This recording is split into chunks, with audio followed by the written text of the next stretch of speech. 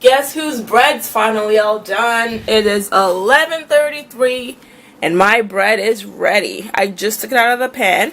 I usually take it out about 10 to 15 minutes earlier than the bread machine sets, just because I like it light, and once I leave it in there to like the last 11 minutes, it gets too dark on the outsides for me, and then like it crisps out and it gets hard, so I don't really like that. So I've learned to take it out much earlier than suggested. And, like, you know, I make sure to test it out and it's still okay. But there she is in her glory. Boom. So I'm just going to let that cool before we throw it inside the famous bread saver container thing. That's one half of it. The other half of it is right here. So, yeah. Ready for breakfast tomorrow, I guess. There is the husband working away, and I've been editing away all night. And we're having some popcorn and smoothies. Thanks to Dave. No problem. He's been the chef in the kitchen all day today because your girl has been way too busy for her own good. But that's okay. I took a break and I did some dancing. Yeah, she had time to dance, that's for sure. Yes, I did. It was while the video was like exporting, I decided to like, I listened to Spotify while I'm doing things that don't need sound. So I was editing a nail video and that doesn't need sound. So, because of that, I listened to Spotify. And then 7-Eleven Beyonce came on. And if you guys watched our Whisper Tag video, you'll see how I kind of get out of hand. And that pretty much the same thing times 5 happened today. And Dave was very confused. But I had fun. She knocked a picture frame off the bookshelf. Yes, I did. It was getting crunk in here. It was great. Dave wasn't happy, but I was very happy. Anyways, I'm going to get back to editing. Good morning. Good morning. It's Thursday. Thursday morning. Wemi's got breakfast again. Life is back to normal. Life's back to normal. Had my lovely bread at home. Finishing up my hot chocolate now. Super soft. It was almost so soft that I couldn't cut it. Yeah. But it got there. Awesome. Cool. So what's going on?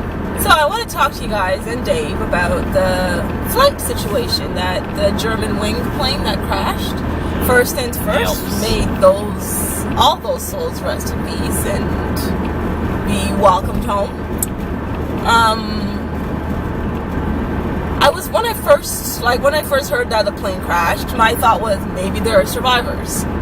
And then they showed the scene of the crash, and I said, there is no way there are survivors. There are no bodies in that debris, much less survivors. There's nothing recognizable in the debris.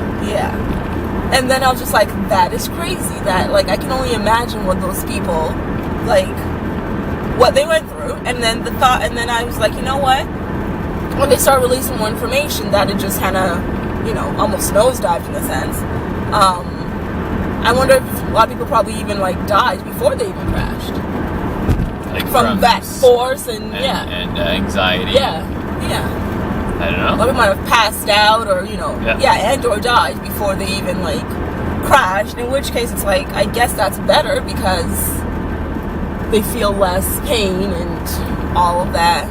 But it's still less time. Yeah. Because I don't think, based on, you know, what we've seen thus far, also it is still very early in the investigation and everything, but I don't think there would have been much pain anywhere. It would have been instant. But based on like you're still a plane way up in the air. It takes a while to get down. To the ground. Yeah. And during those moments, what is it? And then today they released information that the co-pilot intentionally crashed the jet. Right. While the pilot was locked out of the cockpit, so he would not let the pilot get back in, and then he intentionally crashed it. Which, like, that to me took the most twisted turn. See, it's interesting though. I just saw this now. Because they said that, you know, you can't get, ever since 9/11, the cockpits are, locked down a lot people just can't get tougher. in from outside. But then you can get in if you get let in, or if you know the code. Yeah. Why didn't the pilot know the code? They said he was probably not letting him, like, the door. He was obstructing the door. Oh. Yeah. Yeah, that's what he said. That he's Interesting. probably I didn't hear that. yeah, obstructed the door, so he was not able to even get in with the coat. Because the one thing I was thinking is like, you know, like this is not a like I obviously don't know, but it's like what if he did have, because one of the suggestions or the possibilities was he had like a heart attack, he had some sort of medical issue while flying, the co-pilot, and so he passed out and then leaned on the stick on whatever, and it went down. So if the pilot's like knocking and he's passed out, he's obviously not going to respond. But if he has the code and it's jammed, but what they did say was that the plane cannot take a nosedive like that at that speed without manual override. But that's not what I heard on, like, before you got up. It was basically if he leaned over on there's something to the right. Okay. Then that's a plausible case. Yeah. Yeah, what I heard was when you leave, you set the route of the plane. Correct. And once it's set, it's doing that. For it to take a different altitude or whatever, you have to manually tell it. Sure, but that might be the thing that you hit when you lean to the right. Yeah, maybe. It might just be like a button or whatever. Because they were talking to some aviation expert. Okay. Where he said like that was a possibility. He's not. You guys didn't see that. He wasn't suggesting that or anything, but he just said it was a possibility. Okay. Based on his aviation knowledge. But yeah, twisted turn, and then I was asking Dave right before we left home, is that like, I don't know if I was more freaked out when I learned the new discovery this morning, or if I was more freaked out before I learned the new discovery. So the two options were either a faulty plane, and then we have a faulty pilot. So the faulty plane, my thought is that faulty planes suck, because apparently we've had a couple of faulty planes recently. And yeah, people trust the planes less. But at the same time, my thought is computers and whatever humans can get better at detecting faulty planes, and that way we have less faulty planes in the air.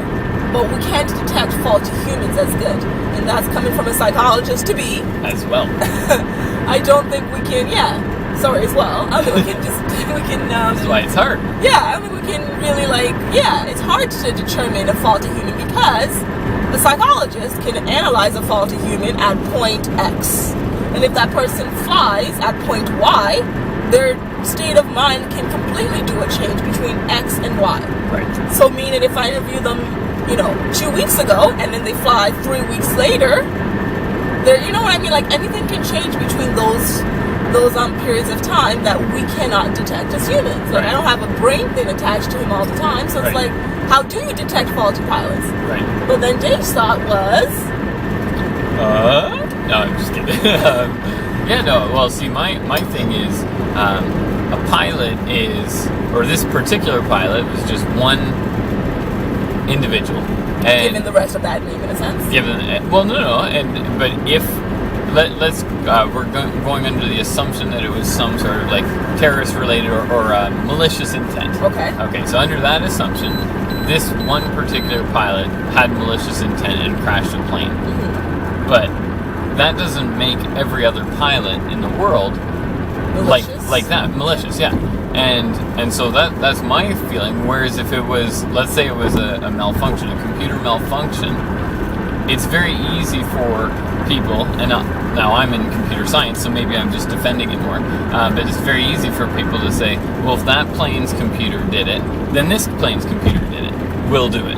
And like every single other plane gets grouped together as one because the computers and planes are one thing.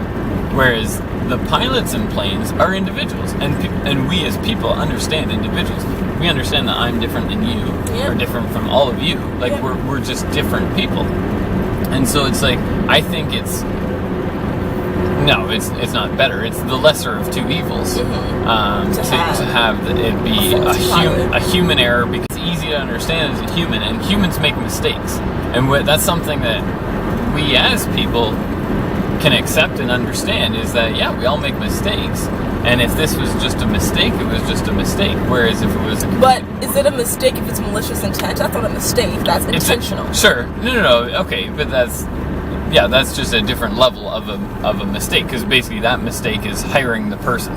You know what I mean? Okay. Like there's still so you're taking the mistake back to that point. There's a mistake along the way. Okay. Which led to this. There's human interaction, human intervention, human choice, and free will that led to this. Gotcha. Whereas when it's a computer, even though a human did it, and that's why the error existed, or the problem would have existed, it doesn't get treated like that. It gets treated as, no, the future, computers are bad. Gotcha. And I don't like that, supporting that side. I think that's bad, and it'll hold us back as a people and as a society.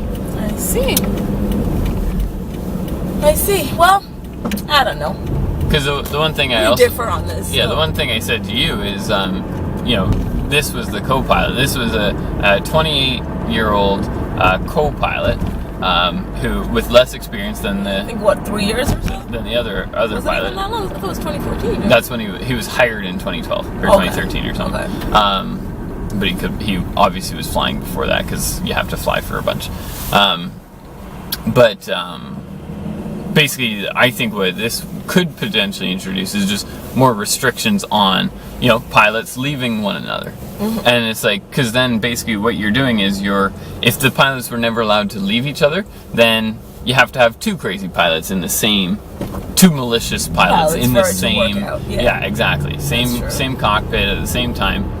Or the one has to take down the other, and there's a lot of dark scenarios that can happen. They have to pee, so they could put a bathroom in there, but no, because then you could still get locked in the bathroom in the cockpit. They'd have to have a catheter or something. And that's exactly it. The pilots are humans; they have needs or whatever. But so it's like you could allow them to leave and use the washroom. Or you could, turn the hands over to the computer. Maybe nothing can deviate. Maybe you can't turn off autopilot unless both keys are there to turn the switch, kind of thing. Both keys, that's easy though. You grab the other person's keys and you go. No, he has it in his pocket. But it was, key is a figurative term. But yeah, so that's what I think is, there's easy ways to ease the public mind, because air travel is still one of the, if not the safest method of travel in terms of number of accidents and percentage-wise as well, based on the number of people traveling or something, or maybe it's distance travel. I don't know. They cheat. Liars can't, or figures can't lie, but liars can figure. But so I don't know. Yeah, we do disagree, but that's overall, it just saddens. It is. It's a very unfortunate and tragic event. And I think that's the bottom line. Yep. Anyways, we're at work. We will go and chew on that for the day and discuss it some more with our coworkers. All right. Hope you guys have a good day. Bye. Gonna say hi? Hello. Tell people what's going on. We only have 1 minute. Oh my god. Oh my god, you gotta speed it up. It's Earth Hour is about to begin. I'm just gonna click start and go. And I just clicked pause on my lectures. And we are going to spend some time together for an hour in the dark. Get your minds out of the gutter. We're gonna light some candles because, I don't know, have a little light. And then just, I don't know, chat, play a game. Last year we played, what did we play last year? It was like 20 might have been 20 questions as well. But yeah. Oh, darkness falls. Okay, we wouldn't even light the candles yet, silly. We should have been more prepared. Okay.